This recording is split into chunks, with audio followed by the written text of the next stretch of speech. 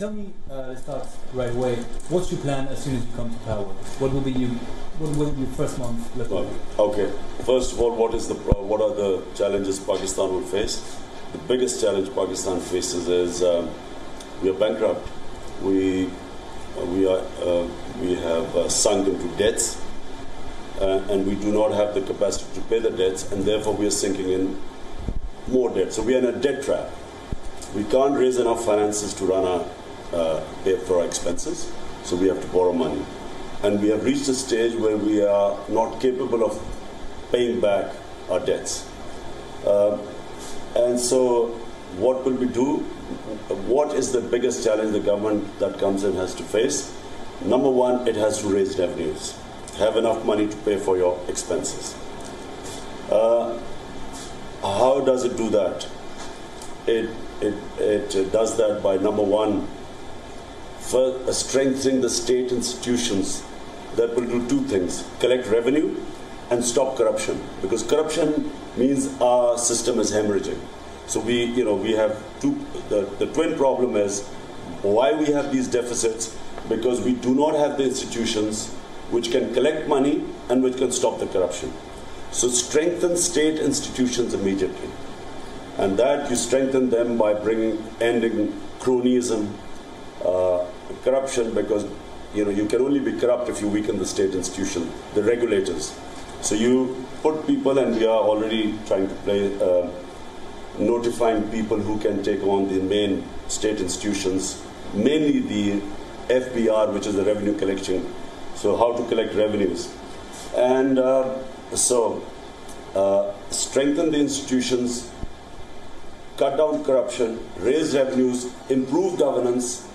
That brings in investment, because you need good governance to bring in investment. At the moment, we are rock bottom in investment. And hence, make Pakistan stand on its feet. Very difficult. It's not easy. Let me just qualify. We are in our worst economic crisis right now. But it's doable if we follow these steps, strengthen our institutions, and then the money we raise, we spend on our human beings, human development. What is happening in Pakistan is that we are lagging behind human development even in the subcontinent. And subcontinent is one of the poorest places on earth. And the reason is we don't have enough money to care for the health of our population, to pay for the education, educate our children, to give them proper justice, clean drinking water, employment for our youth. Okay, and what is the role of Islam in this Naya Pakistan? Pakistan was the only state made in the name of Islam. And what any Muslim state strives for is the first Muslim state set up in Medina 1400 years ago. Is this your model? And that will always remain the model for any Muslim state. We strive to achieve that model. And what was that state? That state was the first welfare state in the history of mankind. It brought in rule of law, meritocracy. And the state took responsibility for the weaker section of the society. So first time, the state took responsibility of the handicapped, of the widows, of the orphans, of the poor people. And for us, that is what Islam means for us, a humane state. So if you want me to give you an example of humane states, for me the Scandinavian countries are the most humane. So closest to the Islamic model. So it would be a mix of Scandinavian model and the Prophet's model? Well, the Prophet's was compassion. Compassion is what exists in Scandinavian countries, where there's human dignity. There's other European countries too, but I think if I have to pick up a model where it's the best welfare state, it's the most humane state, I would pick up the Scandinavian model.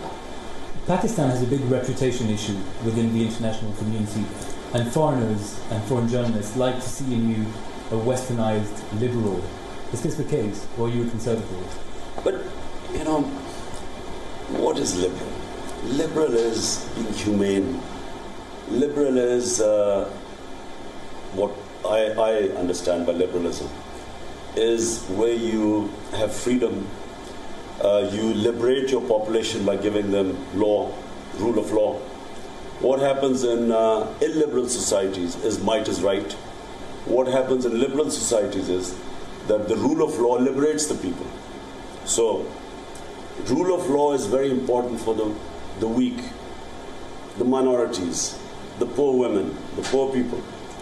So, what I talk about when I say about welfare state, it means looking after the bottom lot, which on the bottom of the ladder. And secondly, it's protecting them by giving them law. Weak need law. The powerful don't need law. So the US does not want the International Criminal Court. The weaker countries want it. So that's why, for me, liberalism is close to humanism, and it is close to freedom.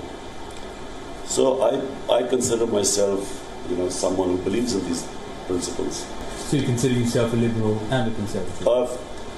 But you see, the problem with the Western liberalism is they're stuck in a dogma. They believe that if you're religious, if you have religious beliefs, that pushes you towards illiberalism. And it stems from Marxism. When the whole Marxist philosophy came in, they removed religion from society, and Marxism became religion.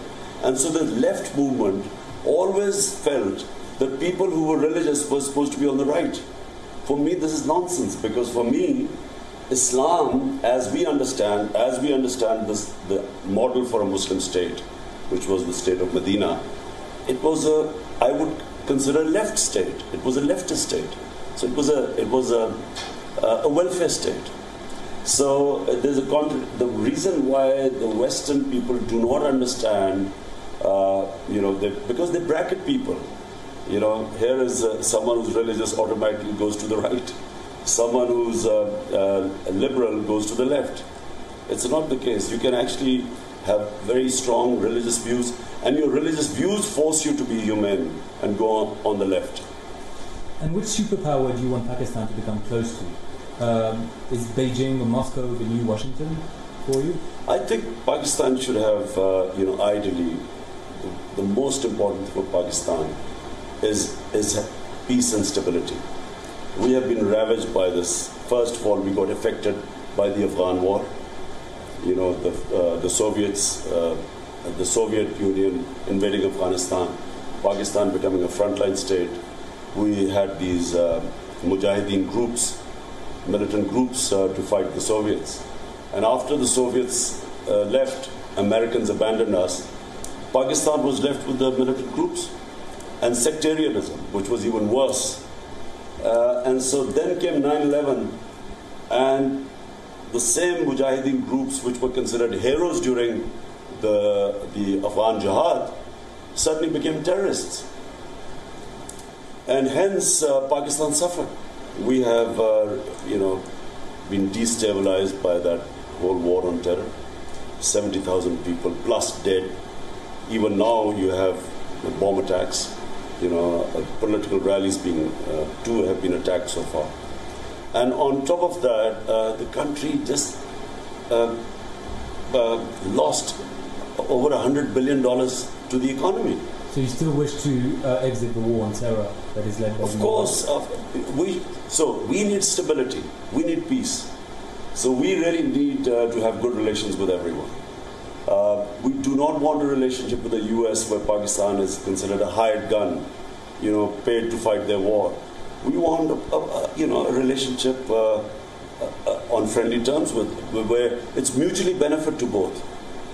So, and yes, we would like to have good relations with everyone. With India? Of course, with India, because if you have good relationship with India, it opens up trade. And trade with a huge market, Pakistan, both countries would benefit. Problem with India right now is that the issue of Kashmir. There's a independence, freedom movement going on in Kashmir. And India blames Pakistan for that. And so therefore, that Kashmiri freedom movement is an impediment peace between the two countries, because, the Modi government, Narendra Modi government makes Pakistan a scapegoat for what's happening in Kashmir. So you're saying on the Indian part there's no will to settle this issue? I think the relationship probably have been the worst. since the Narendra Modi government came in, which is a very hardline government.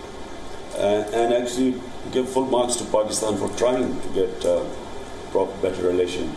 But you see, as long as Kashmir is such an issue now, because of this movement gaining momentum, and then the atrocities of the Indian troops, violation of human rights in Kashmir, then Pakistan is blamed, and Pakistan, on the other hand, has to support the Kashmiri movement, freedom movement. So that's the problem right now.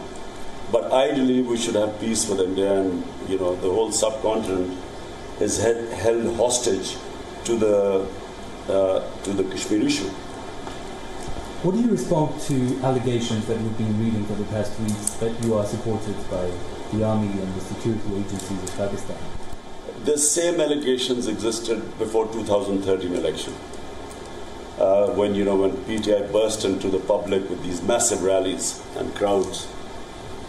Again, we had, that ISI was supporting PTI, but when it turned out, the 2000 election were all the players were supporting the Sharif party, including the establishment, and this all came out because we then did a protest on the rigged elections, and when the hearing took place in the Supreme Court, one of the things that came out was the establishment supporting PMLN. So now what is happening is that first time PMLN is not being supported by the establishment. PML was nurtured, born in the lap of he picked up a businessman and made him into a politician. Then ISI backed him in 1990, and there's a Supreme Court case where the ISI chief said we paid money to PMLN, Nawaz Sharif. Then in 97 they were backed by the establishment. Then in 2013 they were backed. So this time, they are not backed by the establishment. And on top of it, the corruption cases of Nawaz Sharif, he's always got away with corruption cases. There have been corruption cases against him past 20 years. This time, neither the Supreme Court allowed him to get away with it, and the two brigadiers in the JIT, which was formed to investigate Sharif's corruption, neither did they succumb to pressure of Nawaz Sharif.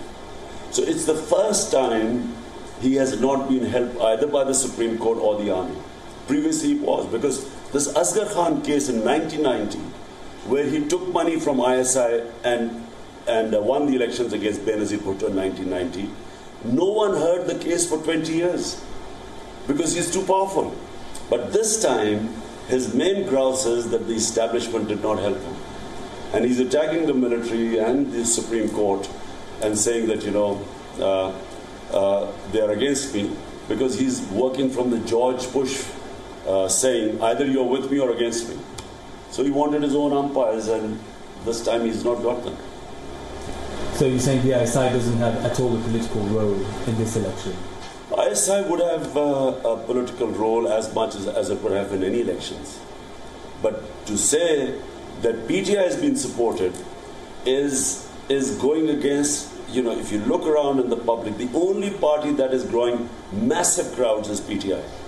The only party that is actually going out in public and people are supporting it is PTI.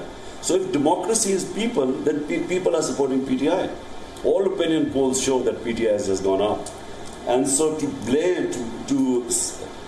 blame our success on being backed by the military is just nonsense. And what personal, I already asked you at the press conference, but what personal relation do you wish to have with Donald Trump should he be elected? As you know, personal relations with him are very important in the new American diplomacy. So I'm not sure about what's your first meeting with him? What is it going to look like? I don't know. I don't know whether he'll want to meet me either. But you see, important thing is relationship between the two countries. My whole idea is that, the next relationship with the US should not be this one-dimensional, one-sided relationship. Where Pakistan is supposed to act and then a few dollars are thrown in its way. It's cost us a lot in the past, 16 years. So we would like to have a relationship which was mutually beneficial.